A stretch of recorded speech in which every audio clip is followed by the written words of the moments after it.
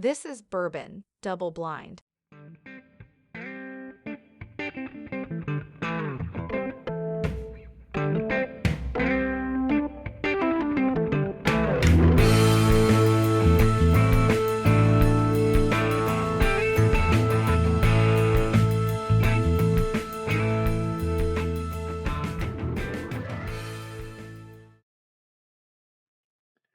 Hey, before this episode starts, I'm going to let you guys know that any profits from ad revenue on here will go either back to the Bourbon Society of Indiana, help put on members events, or be donated to Indiana-based charities, non-profits. And with that, exciting, we have our first sponsor, Timberline Sierra Barrel Company. They have done some stuff at our events, but what they do is they take used bourbon barrels and they make literally anything and everything out of them. Everything from stave shelves to cabinets to chairs to custom barrel heads. And right now they're doing a 9 for $9.99, so 9 of the different pieces they make for $999. Here is a bottle opener they made for our group for our first event. Pretty sturdy, pretty stout. Cool, you can see the barrel char on it still from the bourbon barrel. And it's heavy enough that if somebody breaks into your house, you can probably club them with it. So if you're looking for something like that, or you want some way to store your bourbon or show it off, check them out. It's Timberline Sierra Barrel Company. You can find them at timberlinesierra.com. That's TimberlineSierra.com. So first episode, our first guest on here, Andrew is part of or a member of the Bourbon Society of Indiana that I help run. And if you didn't listen to the intro episode, the way this kind of works is Andrew and I have swapped out bourbon samples. We gave each other 3 samples of ounce to 2 ounces of stuff. Andrew has no idea what I gave him. I have no idea what he gave me. I met him in the parking lot in a sketchy back alley and we straight at bourbon. So. Yeah. Well, That was actually the parking lot of a Bass Pro next to a few bass boats. yeah. I couldn't think of a better place to meet. Yeah, there you go. Yeah, so we'll go through them. Andrew, before we get to drinking, I have a few introductory questions because Sure. part of the reason for this is to help people learn about other people in our group. And I mean, I've met people that I never would have talked to otherwise, or paths may have never crossed in life if it wasn't for drinking whiskey with them or standing in a liquor store line or looking through the liquor store shelves or yeah. And if you don't want to answer any of these, you don't have to. You can plead the fifth or whatever. And I should probably answer them too because I didn't talk about myself on the intro that I recorded. Right on. So Andrew, where are you from and where do you live now, if you don't mind telling everybody? Sure. I was born in LaPorte, Indiana, and then I left when I was 17, went to the Army. My parents actually signed a waiver for me to go prior to turning 18. And after about 7.5 years, I was medically retired due to some injuries over in Iraq and moved back. I don't know why. I guess I'm a glutton for punishment. There's not really a whole lot going on in LaPorte, but here I am. I bought my house in 2013 and continue to live here. Hey, well, thanks for sacrificing all that, man. And don't hate on LaPorte. I got family that lives there. I like LaPorte. Yeah, I love it here, man. It's been part of me obviously my whole life, and it's a little it's a small town feel. They're trying to expand it, with like politically and stuff. They have this goal of getting to 30,000 by 2030. And I don't quite agree with No. that. I like the small town feel of it, but it seems to be progressing that way. But Yeah. No, I still downtown's enjoy it. cool. Yeah. Yeah, they've Yeah, done it's some like nice old stuff with it. time. Yeah, yeah. Um, yeah, so I'm from kind of near where Andrew lives, Valparaiso, northwest Indiana, near Lake Michigan. I now live just outside of Louisville. I'm going to school there. And it just happens to work out that if you like bourbon, it's a great place to hang around. Yeah. Yeah. It is super hard to find bourbon on a shelf here, though. Like, harder to find stuff. I mean, I have better luck up by you guys when I'm visiting family. See, I feel like that's the opposite of what my impression would be. I'm actually going down to Kentucky to Buffalo Trace here next weekend. Well, no, it's the weekend of the 8th of April, so in like a week or two. Okay. And I expected to just hit pay dirt, but that's No. my ignorance talking. Apparently, that's funny. Yeah, unless you're at a distillery or you know the delivery schedule of a liquor store, yeah, or you have a Oh. connection, it's wild. Um, Andrew, how long have you been into bourbon whiskey? You know, let's see, it was 2011. I got back from my second tour in Iraq and I was in Hawaii and I was having a hard time sleeping. And this is a terrible way to get into bourbon because, alcohol is not a vice and Yes. that's not the way to do it. But uh, as a little bit of a decompression, one of my friends, he couldn't sleep either. He came to my apartment and it was like 1 o'clock in the morning. He said, "Dude, I got this bottle of whiskey. Let's just sit and talk and have some whiskey." And it ended up being the old version of Jim Beam's Red Stag. Like, I don't know, a lot of people know this, but back, you know, back then it was made with like an actual like cherry distillate or something like that. Like it was Hmm. natural, actual cherries. And they changed the recipe, wasn't long after, Mm. to like a cherry syrup. They dropped the price, they dropped the proof, and then they started mass producing it. It went down, Yeah. from like a $30 bottle to like less than 20 bucks, but it cheapened the Yeah, taste as well. And it kind of turned me off to it. But that was what really opened my eyes to like, hey, this is nice. can be I'm good. gonna venture out. Yeah. Yeah, so I don't, when was that? So probably like 8, 10 years or so at least. Let's see, what year is it now? 2022? That was Yeah. 2011. So yeah, over a decade Yeah. ago. Yeah, 10 years or so. Yeah. Yeah.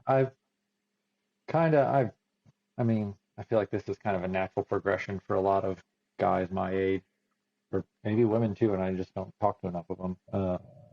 Of like, oh, you start out drinking beer, and then you're like, you try a whiskey, or your buddy's Yeah. buying you a shot of Jack or something, and then, oh, that's weird, but it's fine. And then you don't get as bloated after drinking a glass of whiskey, and then Yeah. you have a really good whiskey. You're like, oh, this is way different than Jack Daniels or something. Yeah. So I've probably been drinking and really paying attention to whiskey I drink for, I don't know, 2 years, 3 years maybe. Uh, Started Right to, on. yeah, buy That's when more you really bottles and like things. dove into it and turned it almost into a hobby. I almost want to say it's a lifestyle, but that But seems a little extreme, but it kind of is in a way. You're always on the lookout for it, and just it has its own language that you speak, its own, it's different. yeah, yeah, it's a whole world you can dip your foot into. Yeah, yeah. Hmm. That's for sure. What do we got next on my list? Andrew, while we answer this question, we can probably get our samples ready. What's Sure, your man. preferred way that you like drinking it? Because I want to get people on here that drink it straight. If they want to I mix up Manhattans with it, they can do that. But how do you I like it? I am a neat guy. I, all the way. Every once in a while I'll have an old fashioned, and that's just another one of my army friends. He lives in California. He and I will get on a video chat, and that's Hmm? his preferred way. So we'll have the same whiskey, and we'll make an old fashioned out of it and enjoy it together with the same Well, ingredients. that's awesome. But if it's just any other time, it's neat. Yeah, It's neat. yeah. I mean, the more and more you get into whiskey, I feel like the closer and closer you get to neat all the time, and Yeah. that's my preferred way now too. Again, I'll happily drink an old fashioned. I I like poured number tasting what one the into a distiller. Glencairn. I haven't tried it Okay, yet. I got one in a Glencairn, two in a Glencairn, and three in a. I don't know what these glasses are called, but they're cool shape. They're kind Yeah, of I like a have Glen. I have one right here. Yeah, Yeah. I got them in different glasses, like this one. Oh, nice. Yeah, A black Glencairn. That's cool. yeah. That way I don't Um, mix them up. But I'm gonna pour them just to get ready here. yeah, I got them in order. I'm sure I'll forget an order at some point after 3 ounces of bourbon in a half hour. Sure. All right, two more questions and then we'll get to drinking some here. Right on. What is your favorite hobby or two besides bourbon? Oh my God. I'm sorry if that offends anybody, but I have a ton of hobbies. I bought myself a bass boat. I think it was 2 or 3 years ago because I've been into bass fishing since I was a kid. Hmm.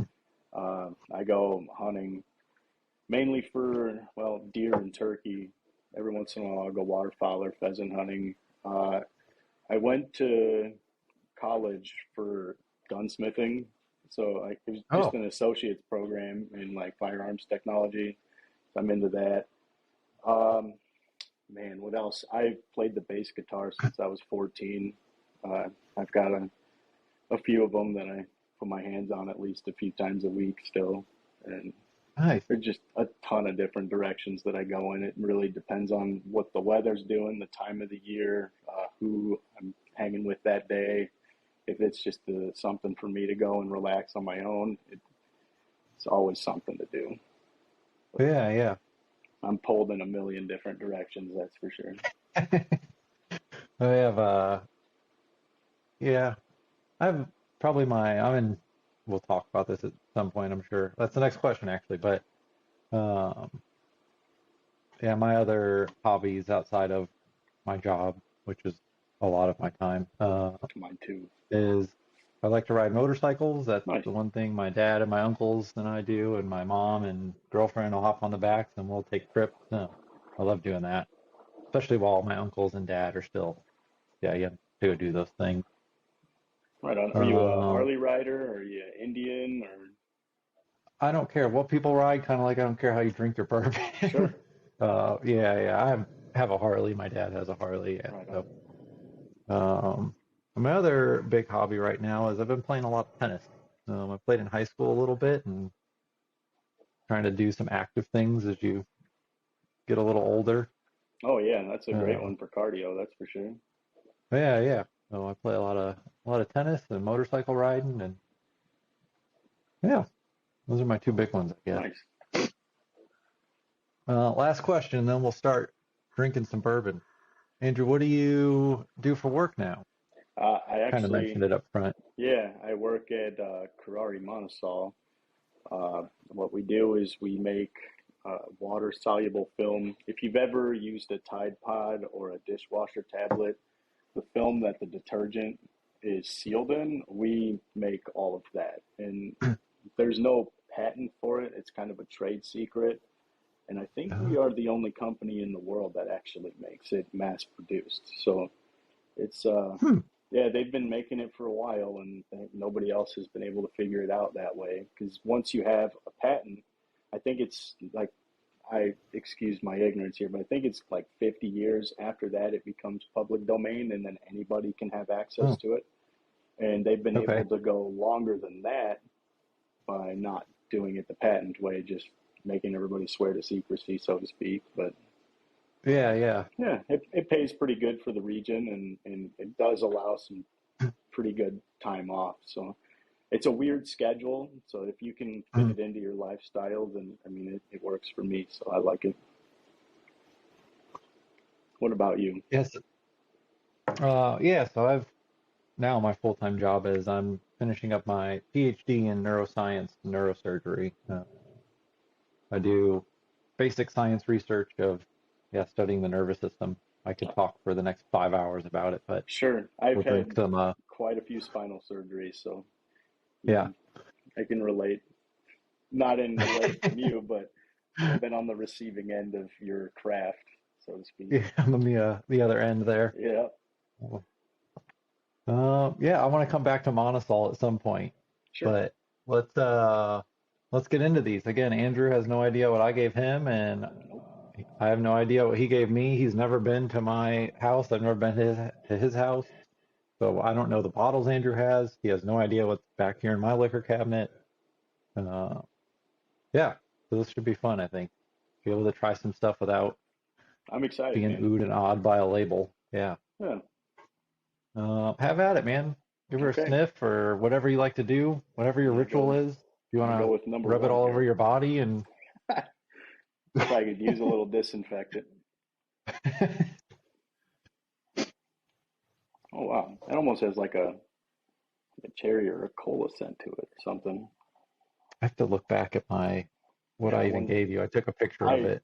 I have my little note that I wrote from Let just so I didn't get them me find confused. And it. then I grabbed each of the bottles too, so I can show you what they look like if Oh, you have never perfect. seen them.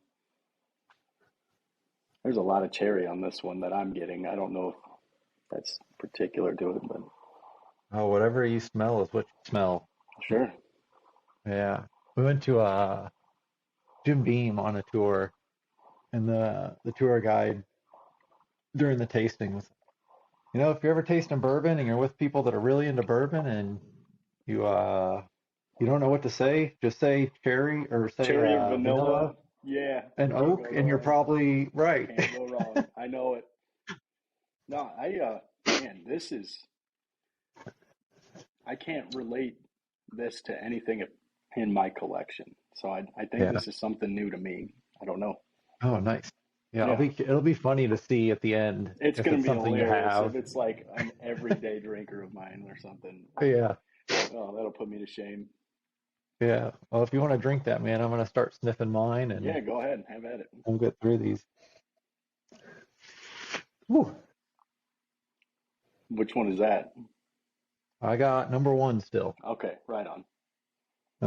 And then Andrew, as we're going through, we'll have I have three different types of questions for each sample. Okay, That some of them might be serious, some of them are like would you rather type questions that are absolutely ridiculous.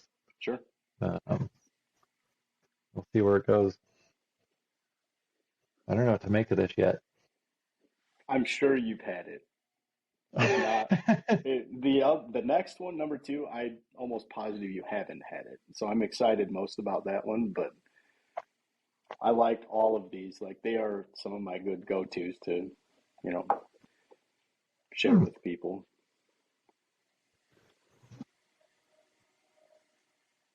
Got a little sneaks up on you a little on the back end, but A little not bit. terrible. Yeah. Again, if you're listening to this and you want to be on an episode, or I have you scheduled to be on an episode, and you can't be like, oh, that's pepper or that's cinnamon. I don't care. Whatever you taste is what you taste. Uh,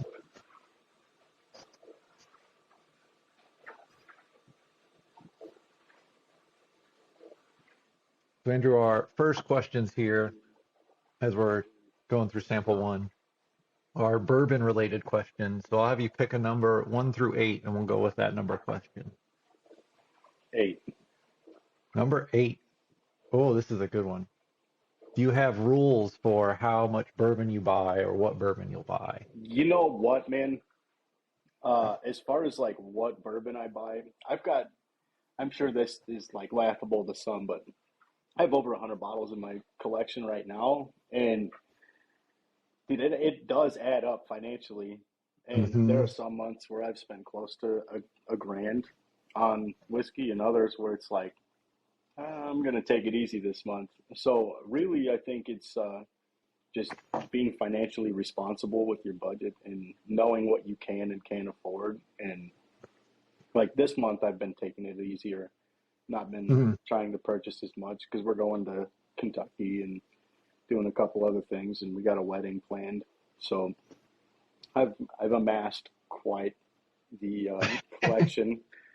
So I'm Yeah. content right now. But as far as like what I do or don't buy, I've got a list. It's kind of a running list that I keep on my phone of like must buy bourbons. Like if I see it and it's for a respectable price, I use that True. app. It's I called got the same list. there. Yeah, exactly. And it's called Booze App. I'm sure a lot of you are familiar with it. And it's got like the MSRP, they like fair price and a shelf price, which is basically like a nicer way of saying secondary, I would say. So if it's within that realm of respectability on price, then I'll probably go ahead and do it. But I think there's only 2 or 3 bottles, and one actually just recently, where I haven't paid MSRP for them. I'm pretty anal when it comes to that kind of, purchase. But Yeah, what about you? that's funny. It sounds like we have almost the exact same rules, like for that I've set for myself. Yeah, Yeah, of I've I'll pay maybe 20% over MSRP if I sure. find it at like a mom and pop type place. Uh, but I've never, yeah, paid double or triple or something like that for anything. Um, yeah, I have my list where if like my girlfriend has this list, I'm like, hey, if you're at Kroger or whatever grocery Yeah. store, just walk down there. If you see any of these, snatch them up. And then I don't think what else. I'll pull the trigger on stuff, even if it's not on that list that I know like I'll never see again. If it's Yeah. not over MSRP, yeah. That's number 2 that I've given you. Like I don't think I'll ever see it again. And Oh, I love this whiskey.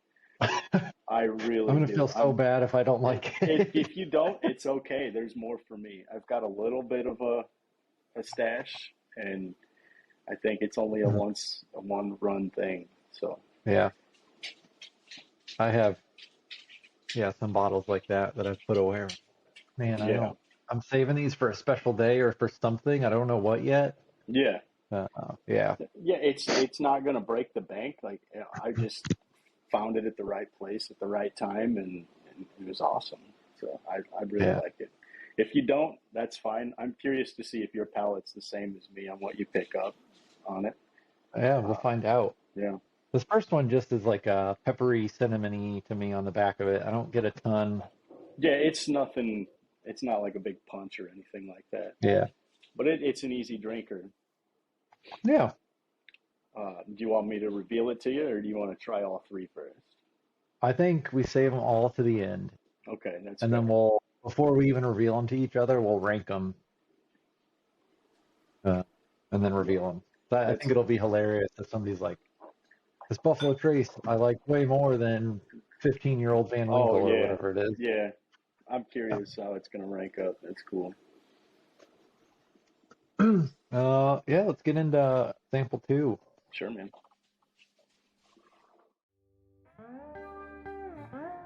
Thanks for listening to today's episode. If you would like to be a guest on an episode, email us at podcastbdb@gmail.com. You can also find our group on Facebook at the Bourbon Society of Indiana. Until next time, we hope you find something that tickles your taste buds. Cheers!